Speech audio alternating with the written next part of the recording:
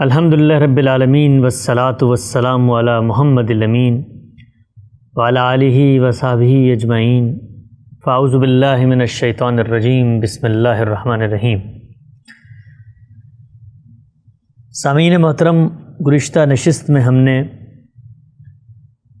ان سوالات پر روشنی ڈالنے کی کوشش کی تھی جو قرآن مجید کے مطالعے سے پہلے ایک طالب علم کے ذہن میں پیدا ہو سکتے ہیں۔ ہم نے جانا تھا کہ بالعموم ہم جب کسی کتاب کا مطالعہ کرتے ہیں تو اس کتاب کا تعارف، اس کا مضمون، اس کا موضوع، اس کے اندر زیر بحث وہ مباحث، وہ مقدمات، وہ نظریات جو وہ کتاب آپ تک پہنچانا چاہتی ہے، اس سے متعلق ہمیں آگہی ہوتی ہے۔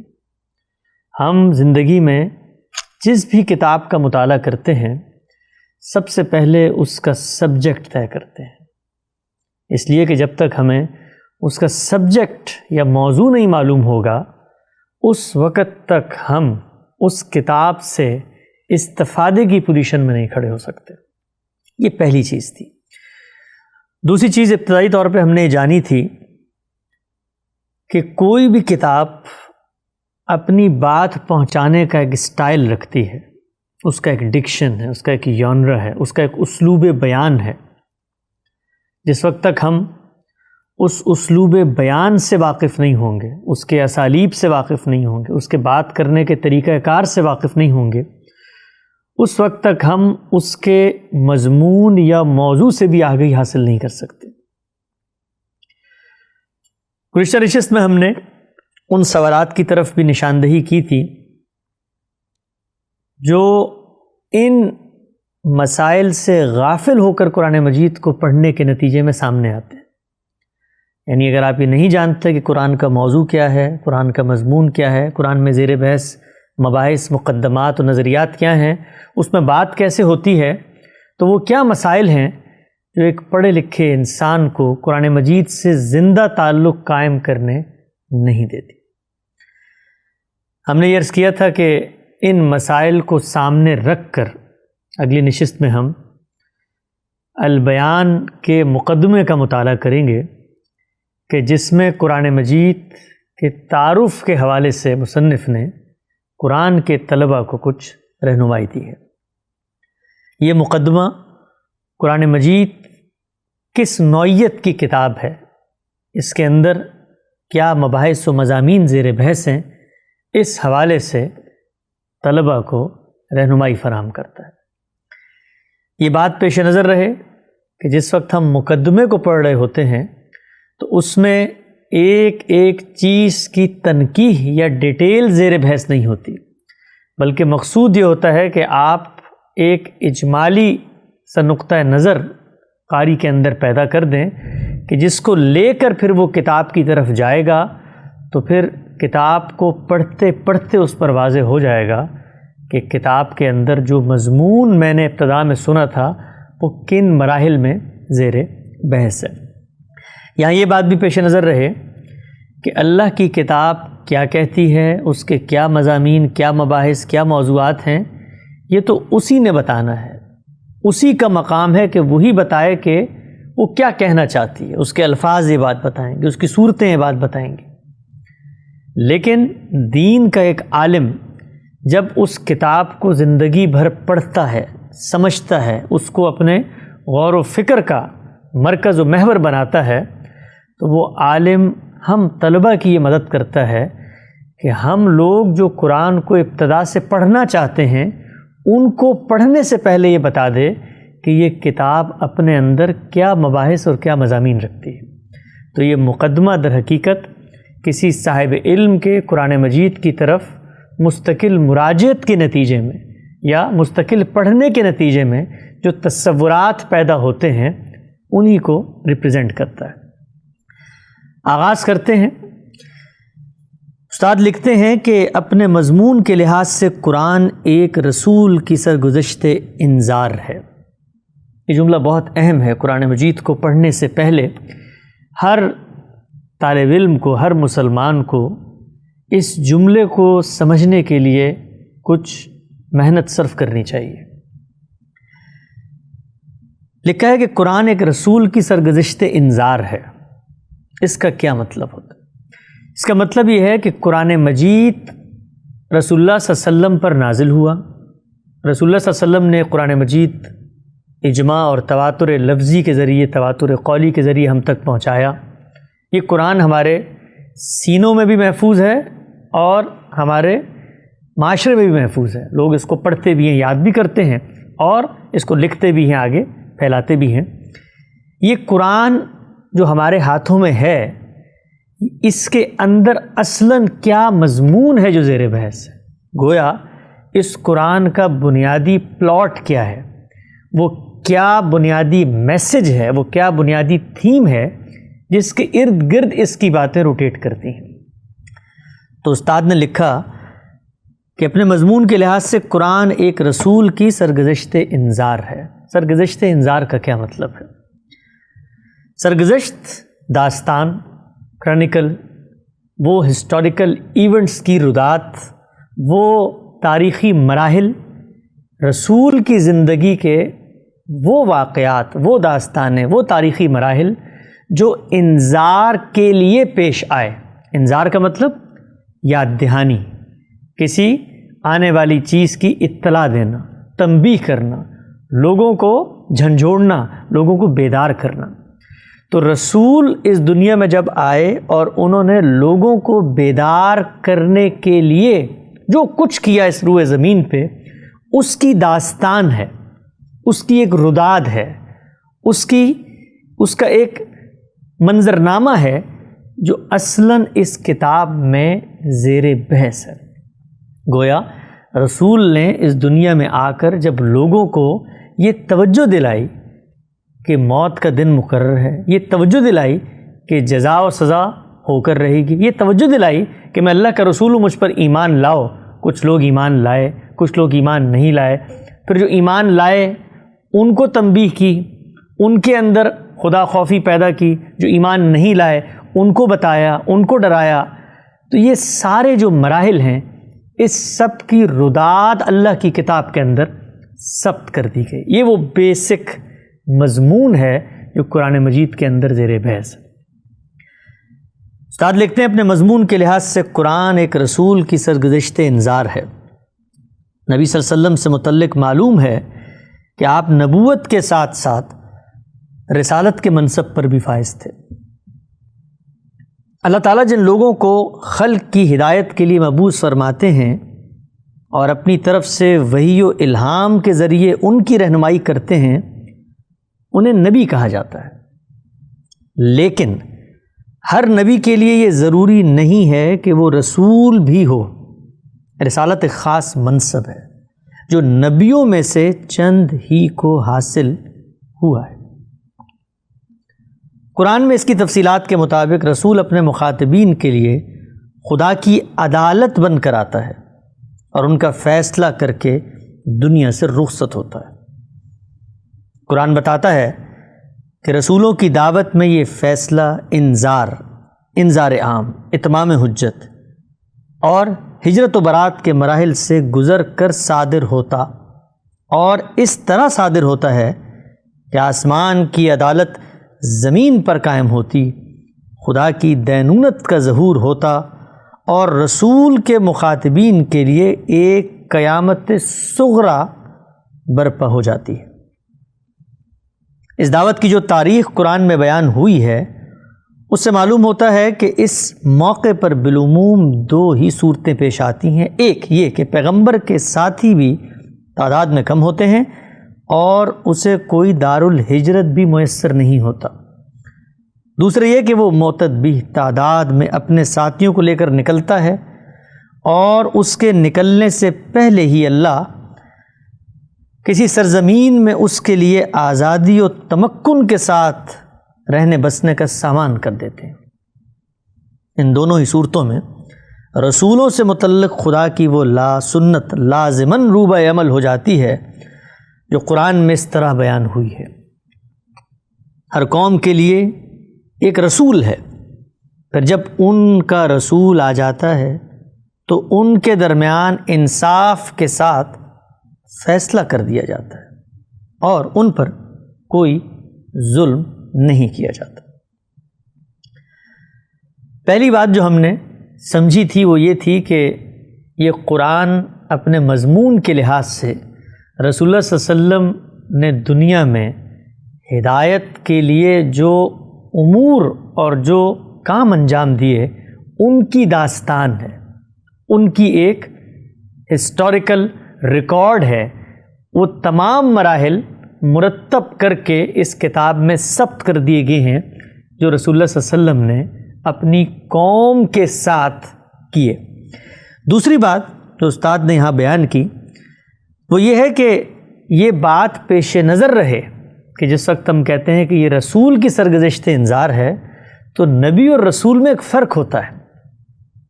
نبی خدا کی طرف سے مبعوث ہونے والا ہر پیغمبر نبی ہوتا ہے، لیکن رسول ایک خاص منصب ہے۔ ان دونوں میں کیا فرق ہے؟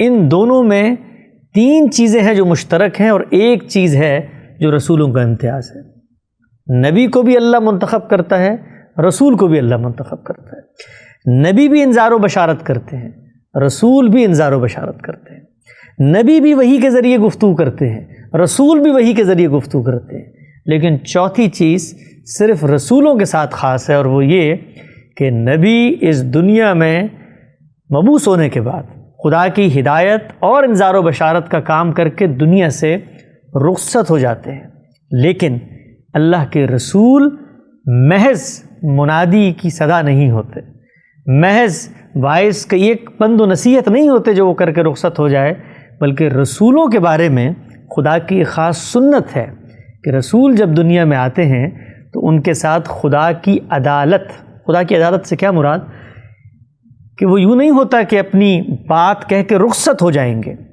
بلکہ دنیا میں جب وہ ہوتے ہیں اپنی بات کرتے ہیں، ان کی بات کو اگر کوئی نہ مانے تو پھر اس کے کچھ نتائج ہیں جو اس دنیا میں مرتب ہوتے ہیں۔ تو یہ جو رسول کی ذمہ داری ہے اس کے ساتھ خدا نے اس چیز کو خاص کر دیا ہے، اور یہاں پر استاد نے سورہ یونس کی اس آیت کا حوالہ بھی دیا کہ ہر قوم کے لیے ایک رسول ہے، پھر جب ان کا رسول آ جاتا ہے تو ان کے درمیان انصاف کے ساتھ فیصلہ کر دیا جاتا ہے اور ان پر کوئی ظلم نہیں کیا جاتا۔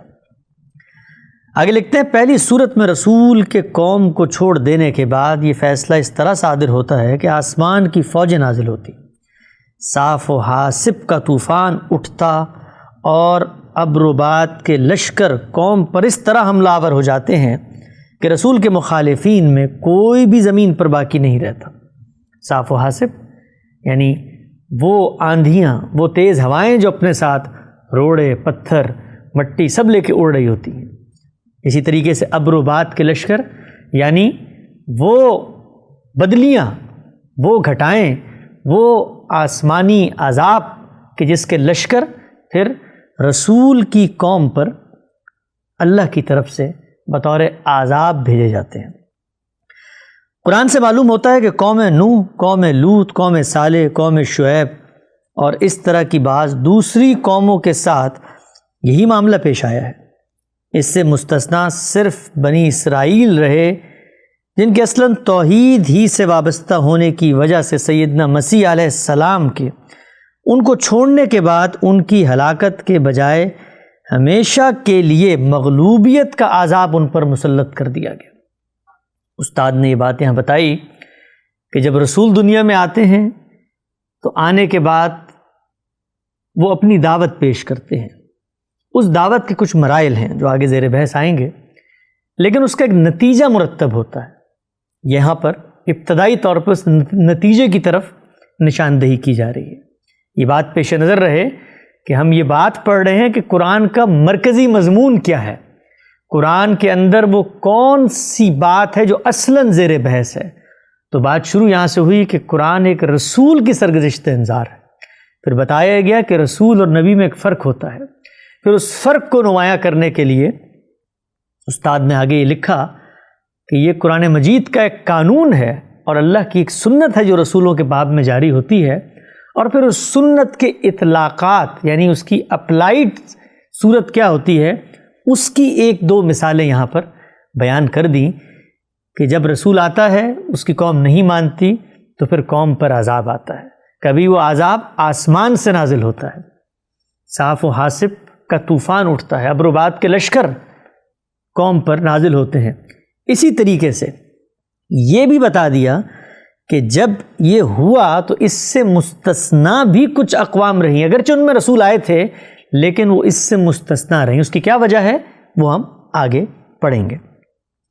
تو یہ لکھتے ہیں کہ اس سے مستثنا صرف بنی اسرائیل رہے، جن کے اصلاً توحید ہی سے وابستہ ہونے کی وجہ سے سیدنا مسیح علیہ السلام کے ان کو چھوڑنے کے بعد ان کی ہلاکت کے بجائے ہمیشہ کے لیے مغلوبیت کا عذاب ان پر مسلط کر دیا گیا۔ دوسری صورت میں عذاب کا یہ فیصلہ رسول اور اس کے ساتھیوں کی تلواروں کے ذریعے سے نافذ کیا جاتا ہے۔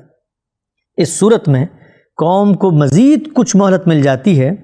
رسول اس عرصے میں دارالہجرت کے مخاطبین پر اتمام حجت بھی کرتا ہے، اپنے اوپر ایمان لانے والوں کی تربیت اور تطہیر و تزکیے کے بعد انہیں اس مارکہ حق و باطل کے لیے منظم بھی کرتا ہے، اور دارالہجرت میں اپنا اقتدار بھی اس قدر مستحکم کر لیتا ہے کہ اس کی مدد سے وہ منکرین کے استیصال اور اہل حق کی سرفرازی کا یہ مارکہ سر کر سکے۔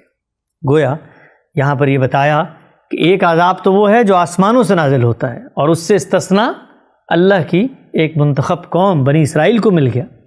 عذاب کی ایک اور نوعیت بھی ہے، ایک اور صورت بھی ہے، اور وہ کیا ہے؟ وہ یہ ہے کہ یہ عذاب آسمان سے نہیں بلکہ رسول کے ساتھیوں کے ہاتھوں ہی سے آتا ہے۔ گویا صاف و حاسب کے طوفان نہیں اٹھتے، ابر و باد کے لشکر نہیں اترتے، بلکہ رسول کی قوم میں موجود اس کے ساتھی ہی خدا کی زمین پر رسول کے مخاطبین میں سے وہ جو اس کی بات کو نہیں مانتے ان پر اپنے ہاتھوں سے اس عذاب کو نافذ کرتے ہیں۔ نبی صلی اللہ علیہ وسلم کے معاملے میں یہی دوسری صورت پیدا ہوئی ہے، چنانچہ آپ کی طرف سے انذار عام، اتمام حجت، ہجرت و برات اور اپنے مخاطبین کے لیے جزا و سزا کی یہ سرگزشت ہی قرآن کا موضوع ہے۔ اس کی ہر سورہ اسی پس منظر میں نازل ہوئی ہے اور اس کے تمام ابواب اسی لحاظ سے مرتب کیے گئے۔ یہاں یہ بات بتائی گئی ہے کہ رسولوں کی قوم کے ساتھ اللہ کا ایک خاص قانون ہے، جب ان کی بات کو وہ رد کر دیتے ہیں اور وہ موقع آ جاتا ہے کہ جب اللہ کا فیصلہ صادر ہو جائے تو پھر رسول کی قوم پر عذاب آتا ہے۔ عذاب رسول کی قوم پر جب آتا ہے تو دو ہی صورتوں میں آتا ہے، یا آسمان سے آتا ہے یا زمین سے رسول کے ساتھیوں کے ہاتھوں سے نافذ ہوتا ہے۔ تو یہاں استاد نے لکھا کہ نبی صلی اللہ علیہ وسلم کے معاملے میں یہ دوسری صورت ہے کہ جب آپ نے اپنی دعوت اپنی قوم میں پیش کی، انذار کیا، انذار عام کیا، اتمام حجت کیا، ہجرت و برات ہوئی اور پھر جزا و سزا کا فیصلہ صادر ہو گیا، تو پھر یہ دوسری صورت ہے کہ جس کے ذریعے سے عذاب آیا۔ چنانچہ اب قرآن کے اندر رسول کی جو داستان ثبت ہے اس میں آپ کو یہی دوسری صورت ہے جو ہر سورہ، ہر بڑے واقعے، ہر تاریخی عمل کے پس منظر میں نظر آئے گی۔ تاریخی عمل یعنی وہ تاریخ جو رسول کی دعوت کے مراحل میں پیش آ رہی ہے۔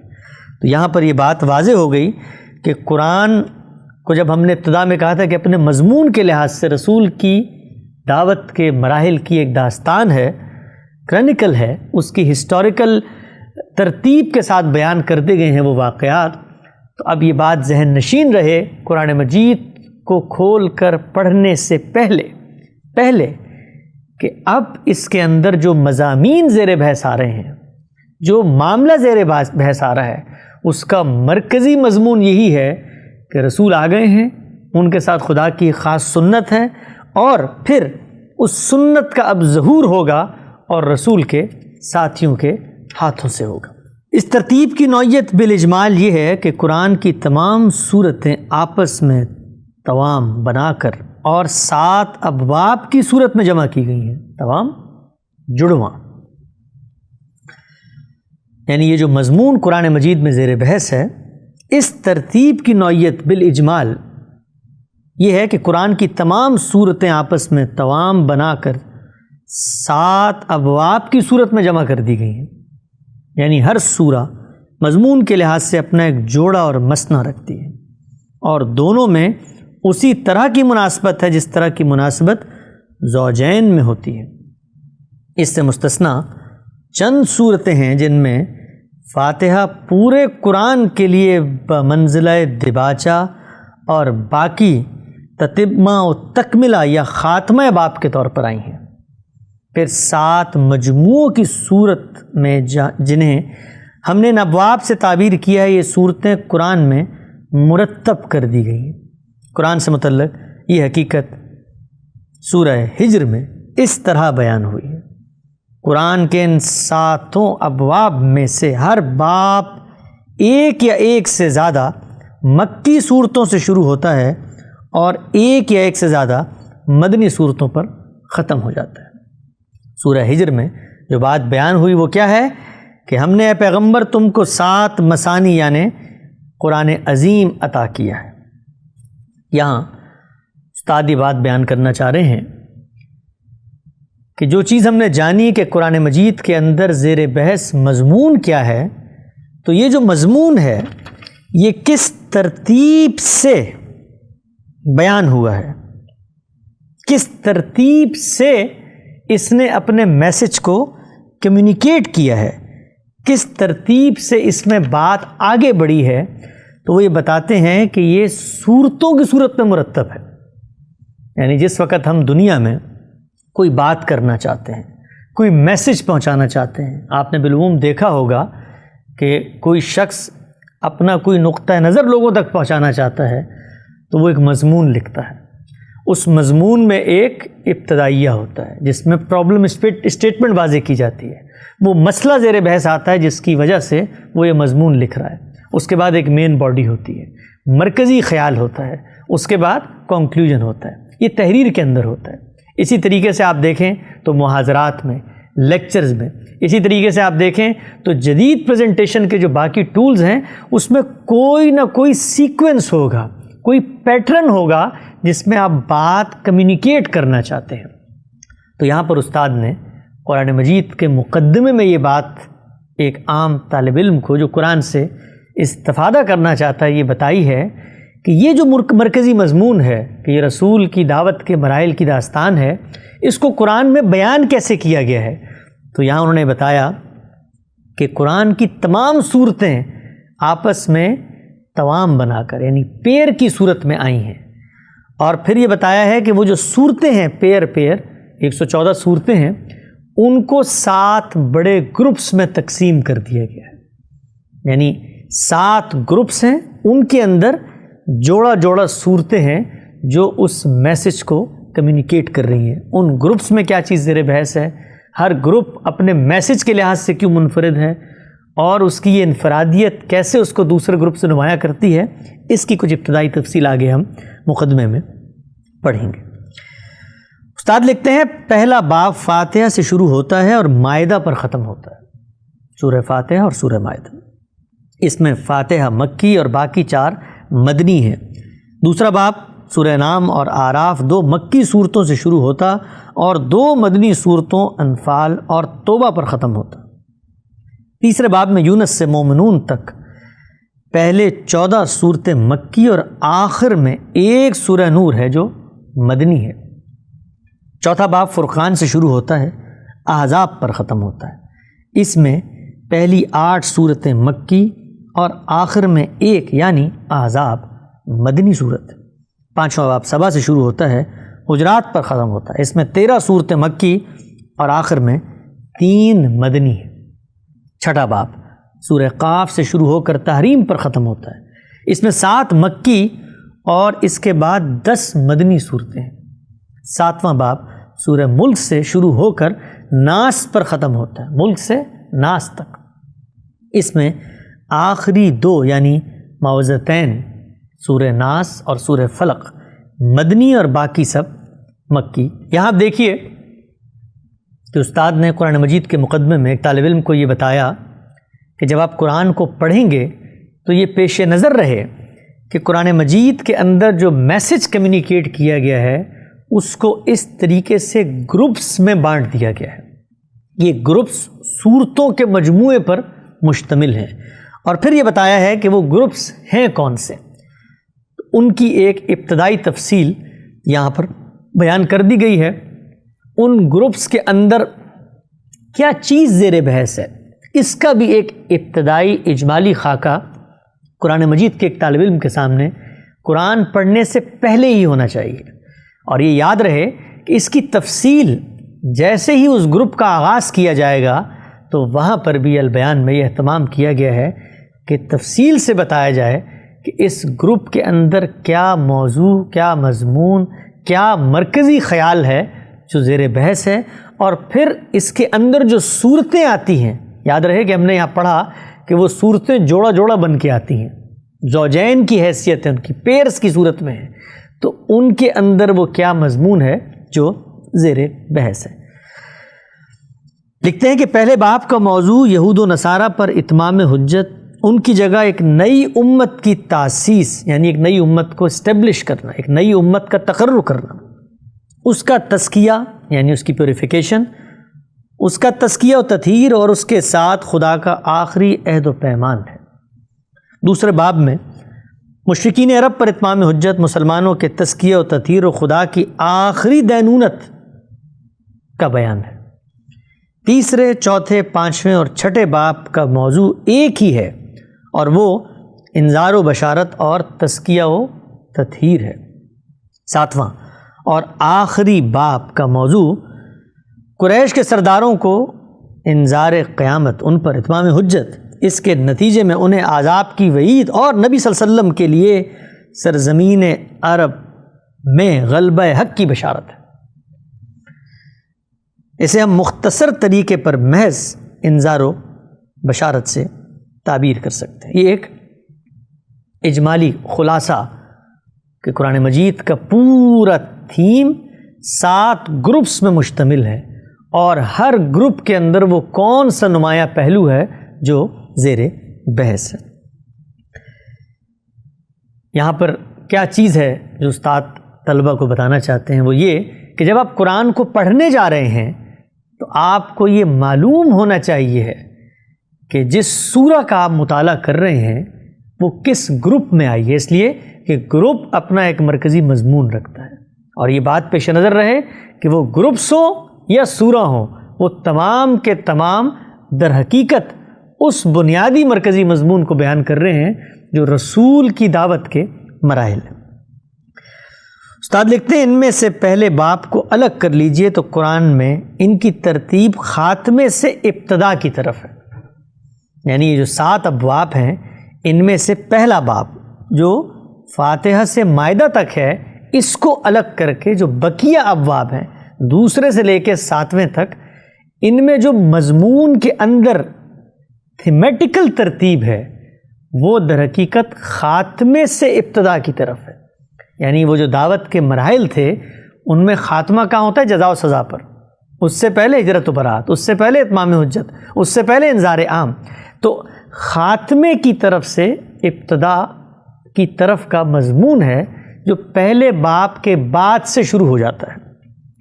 چنانچہ 7واں باب انذار و بشارت ہی پر مکمل ہو جاتا ہے. اس کے بعد چھٹے، 5ویں، چوتھے اور تیسرے باب میں انذار و بشارت کے ساتھ تزکیہ و تطہیر کا مضمون بھی شامل ہے. پھر دوسرا اور اس سلسلے کا آخری باب ہے جس میں پیغمبر کا انذار اپنے منتہا یعنی ایکسٹریم لیول پہ پہنچ جاتا ہے. لہٰذا اتمام حجت اور تزکیہ و تطہیر کے ساتھ اس میں مخاطبین کے لیے آسمان کی عدالت کا وہ فیصلہ بھی سامنے آ جاتا ہے جسے ہم قیامت سے پہلے خدا کی آخری دینونت سے تعبیر کرتے ہیں. پہلا باب اس لحاظ سے بالکل الگ ہے کہ مشرکین عرب کے بجائے وہ یہود و نصارہ کے لیے خاص ہے. لیکن قرآن کی ابتدا سے دیکھیے تو یہ بھی اتمام حجت اور تزکیہ و تطہیر کے بعد سورہ توبہ میں دینونت کے مضمون سے بالکل اسی طرح مربوط ہوتا ہے جس طرح اوپر کے ابواب اگر خاتمے سے ابتدا کی طرف آئیں تو ترتیب سعودی سے مربوط ہو جاتے ہیں. یعنی کیا کہنا چاہ رہے ہیں کہ جو چیز ان گروپس میں زیر بحث ہے پہلے باب کو آپ علیحدہ کر لیں تو مضمون خاتمے سے ابتدا کی طرف جاتا ہے، اور وہاں سے دیکھیں تو بالکل یہی ترتیب بنتی ہے، تو گویا مضمون اوپر چڑھتے چڑھتے اس جگہ پر پہنچ جاتا ہے کہ وہ جگہ جہاں پر اس مضمون کا مرکزی خیال، مرکزی تھیم یہ زیر بحث ہے۔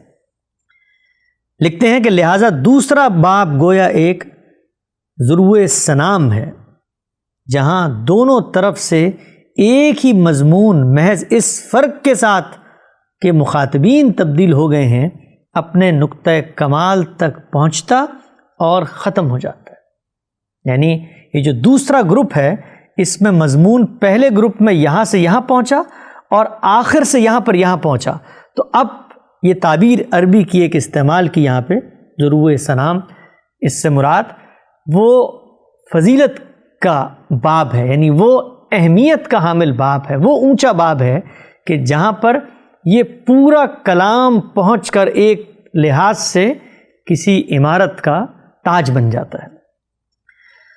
اس سے واضح ہے کہ دوسرے باب سے آگے ترتیب نزولی کا طریقہ پہلے باب کے لیے ربط کی اس ضرورت کے پیش نظر اختیار کیا گیا ہے۔ پہلا باب اس ترتیب میں مقدم اس لیے ہوا ہے کہ حاملین قرآن اب اولاً اسی کے مخاطب ہیں۔ انذار و بشارت اور اتمام حجت کا مضمون پہلے باب کو چھوڑ کر بالعموم مکیات اور تزکیہ و تطہیر کا مضمون مدنیات میں بیان ہوتا ہے، لیکن یہ دونوں بھی ہر باب میں اس طرح ہم رنگ اور ہم آہنگ ہیں گویا جڑ سے تنا اور تنے سے شاخیں پھوٹ رہی ہیں۔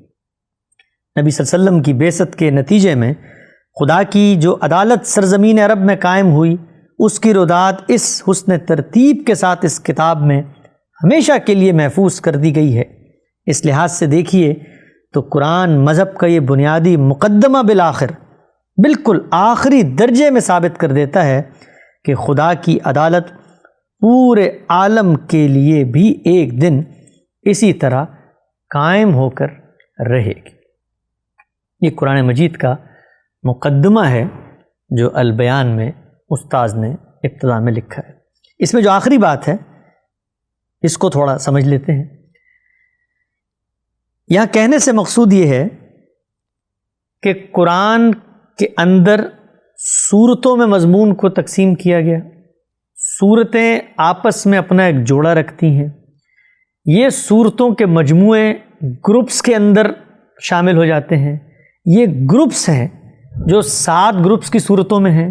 ان گروپس میں ایک تھیمیٹیکل سگنیفیکنس بھی ہے کہ اس میں دوسرے گروپ کے بعد سے 7ویں گروپ تک خاتمے سے ابتدا کی بات ہو رہی ہے، اور پھر اگر آپ پلٹ کے اس مضمون کو دیکھیں تو وہ جا کر اس طریقے سے ایک مقام پر جمع ہو جاتا ہے کہ جہاں جو مرکزی مضمون ہے وہ اپنی پوری شان کے ساتھ نمایاں ہو جاتا ہے۔ اس سب کا مقصد کیا ہے؟ اس سب کا مقصد یہ ہے کہ قرآن پڑھنے والے ایک طالب علم پر یہ واضح رہے کہ اللہ تعالیٰ نے اپنے رسول کے ساتھ دنیا میں بھیج کر اس کی قوم کے معاملے میں جو فیصلہ صادر کیا وہ یوں نہیں ہوا کہ 2 سطروں میں، وہ یوں نہیں ہوا کہ ایک صحیفے میں یا ایک مضمون میں بیان کر دیا گیا ہو، بلکہ ایک حسن ترتیب کے ساتھ مرحلہ وار، اور جس میں مضمون آگے باہمی طور پر مربوط ہو کے آگے بڑھ رہا ہے، تاکہ جو پڑھنے والا ہے، سننے والا ہے، سمجھنے والا ہے، وہ اس کو جان لے کہ یہاں پر رسول اگر کسی موقع پر کوئی بات کر رہے ہیں تو وہ کیا موقع ہے، وہ دعوت کا کون سا مرحلہ ہے، وہ رسول کی زندگی کا کون سا واقعہ ہے، کس منزل اور مقام پر ہے جس کو قرآن مجید زیر بحث لا رہا ہے۔ یہ پورا مقدمہ نہایت ہی غیر معمولی اہمیت کا حامل ہے۔ اس کی وجہ یہ ہے کہ جس وقت تک آپ کو قرآن کا یہ مرکزی مضمون، یہ پلاٹ اس معنی میں کہ کیا چیز ہے جو صفحے صفحے پر بکھری ہوئی ہے، وہ کیا بنیادی عنصر ہے جو ہر جگہ نمایاں ہوتا ہے، یہ معلوم نہ ہو تو آپ اس کتاب کو کھول کے پڑھنا شروع کر دیں۔ تو اگر آپ کو یاد ہو گزشتہ نشست میں ہم نے وہ مسائل بتائے تھے کہ ابتدا سے پڑھیں تو کہا جا رہا ہے ان الذین کفروا سواء علیہم انذرتہم ام لم تنذرہم لا یؤمنون، برابر ہے کہ ان کو ڈراؤ نہ ڈراؤ، یہ ایمان نہیں لائیں گے تو پھر ہم کیا قرآن کی دعوت دنیا کو نہ دیں؟ آخر میں کہا لیلاف قریش، یہ قریش کون ہے؟ ان کے ساتھ کوئی خاص معاملہ ہوا؟ درمیان میں کہا بنی اسرائیل، ہر جگہ زیر بحث آ رہے ہیں، وہ پرانے قصے، وہ پرانی کہانیاں، وہ پرانی رودات، اور پھر رسول کے مخاطبین کو کہا جا رہا ہے کہ تم اٹھو اور اٹھ کر جو رسول پر ایمان نہیں لاتے فاقتلوا المشرکین، اب زمین سے ان کا صفایا ہو جائے گا۔ تو یہ ساری باتیں، یہ سارے سوالات کس پس منظر میں ہیں؟ اس پس منظر میں ہے کہ اللہ کا رسول دنیا میں آ چکا ہے۔ یہ کتاب ہمیں یہ بتاتی ہے کہ رسول کے دنیا میں آ جانے کے بعد اس کی دعوت کے وہ کون سے مراحل تھے، ان مراحل میں کیا کیا واقعات پیش آئے، اس میں رسول کو اللہ کی کیا ہدایت تھی، اس کو ایک منظم مرتب صورت میں قرآن مجید میں محفوظ کر دیا گیا ہے۔ گویا اب ہم جب اگلی نشست میں باب اول یعنی فاتحہ سے مائدہ تک کے باب کا مطالعہ کریں گے تو ہمیں یہ معلوم ہونا چاہیے ہے کہ اس گروپ کے اندر وہ کیا مرکزی مضمون ہے جو زیر بحث ہے۔ کیوں؟ اس لیے کہ آگے جو ہدایات دی جائیں گی وہ اس پس منظر میں زیر بحث ہے۔